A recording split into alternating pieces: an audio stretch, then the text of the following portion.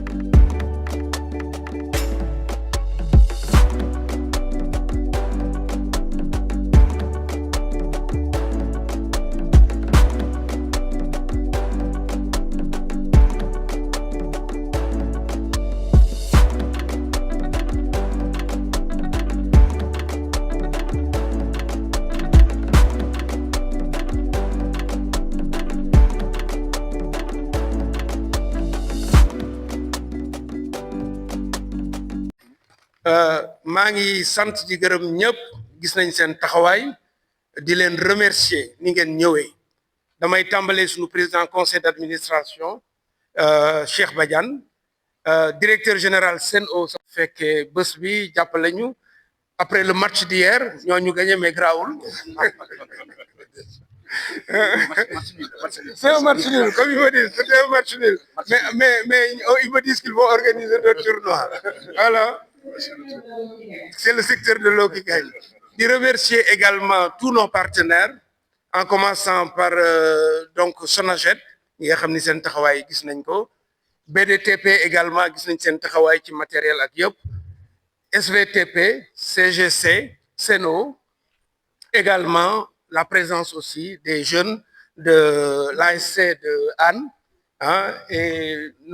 ceux qui sont chargés de la restauration au niveau de la SONES. ñu ñëw jàpp ci ak ceux qui sont chargés également du nettoyage ñu ngi nii taxaw ci ak tous les membres de la SONES des équipes vraiment dama bëggoon remercier ñëpp gis nañ seen taxawaay di leen souhaiter une bonne matinée d'effort bi nga xam ni war nañu nettoyer sunu SONES parce que l'opération c'est setal sunu SONES à la veille de l'hivernage et également au début de l'année musulmane prions pour ñun ñëpp yàlla defal ñu jàmm defal ñu tawféex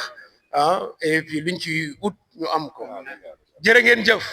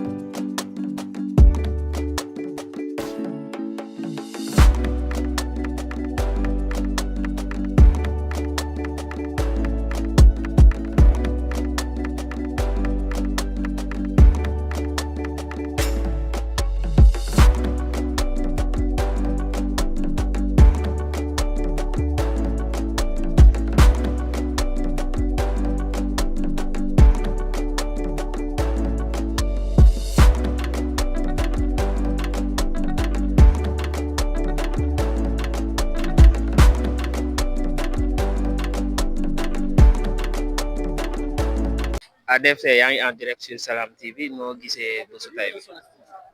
jërëjëf journaliste du jour Cheikh Abdoulaye Dieng waa Salam TV ñoo ngi leen di nuyu bu baax a baax Set-setal bi moom xam ngeen ko moom mbiru set moom dafa bokk ci doomu aadama ndax li njëkk surtout jullit mooy nga set boo xoolee nañ ne da ngay jàpp sangu tout ça si set la bokk mais nag nit ki pour mu réussir dañuy wax un esprit sain dans un environnement sain un corps sain environnement sain donc set dafa baax si nit te dafa bokk si doomu aadama. mënoo def dara ci setoo moo tax lii bi ñu ko xoolee wax dëgg yàlla kontaan nañ ci et puis ñu wax nag at bu ne bu ñu ko mën a def ñaaree wala benn yoon sax ñu koy def su ko defee ñu inculquer ay valeurs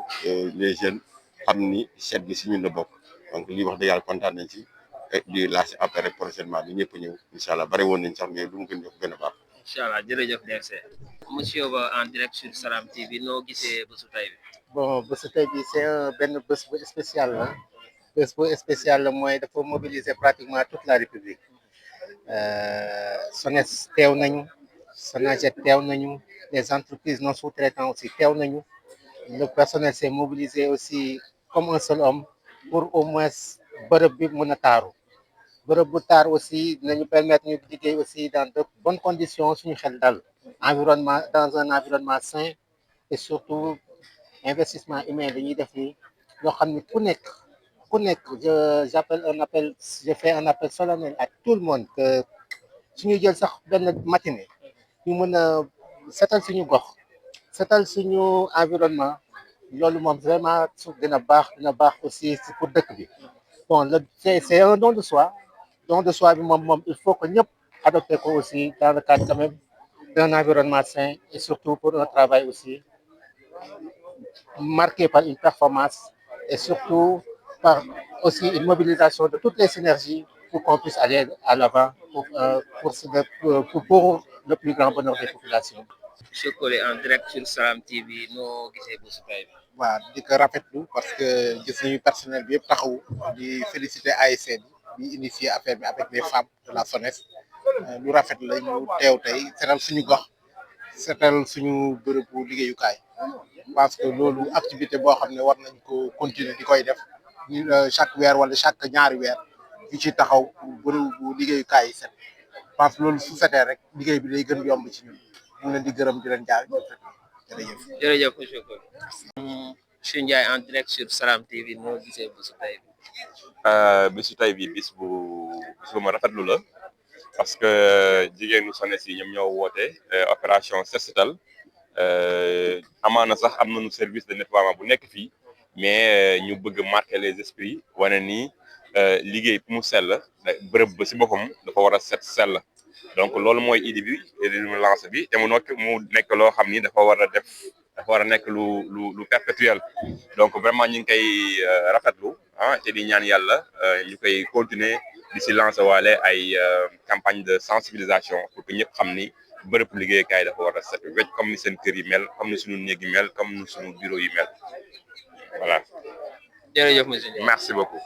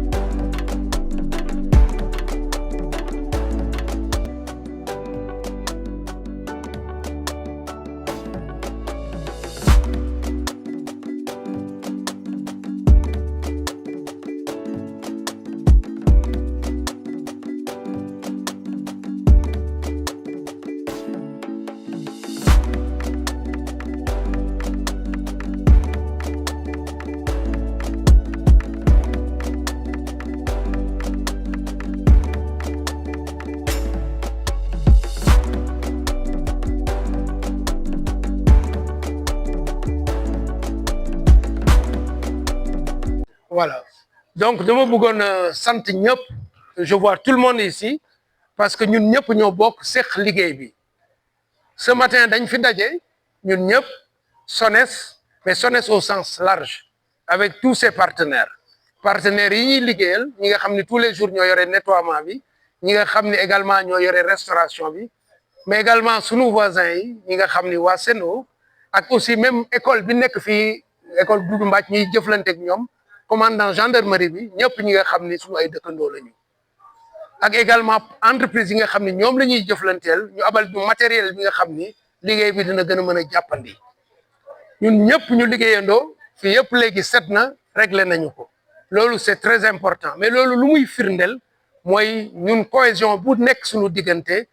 te loolu mooy vraiment secret pour avoir de la performance bi ñuy aussi ak président conseil d'administration bi ak directeurs yi bi ñuy liggéey non seulement jàpp nañ ci mais wër nañu pour saytuwaat fi nga xam ne yaakaar nañu ni mën nañ ko gën a ñoŋal directeur du patrimoine et des moyens généraux wan nañ ko liggéey bi dina continuer ak directeur du capital humain également mu wan effectivement nu ñuy organiser woo pour mën a jël liggéey boobu yëpp en charge donc vraiment ñu ngi leen di remercier ñeen ñëpp di leen wax ni gis nañ leen li ngeen def et vraiment lii moo leen war lii moo ñu war ñun tamit et puis SONES ci kanam merci beaucoup